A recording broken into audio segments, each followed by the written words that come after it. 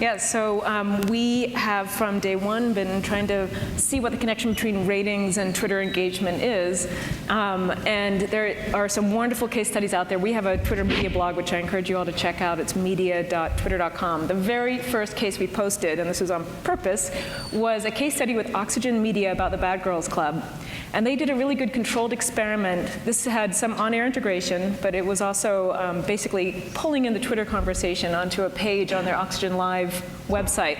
And they started a new series of Bad Girls Club with only East Coast, with only synchronizing the tweeting and pulling in the conversation for the East Coast. They left the West Coast alone so that they had a control, taking into account, this is the challenge with programming, so many things affect viewing. And they saw, with the Twitter integration compared to the ratings coming out of the last season, an almost 80 to 90% increase on the East Coast, and only a 7% bump on the West Coast where they hadn't integrated and done the Oxygen Live piece for the West Coast. So maybe 7%, you could interpret that in many ways. 7% might have been the natural growth, or it could be also a shadow effect from the East Coast integration.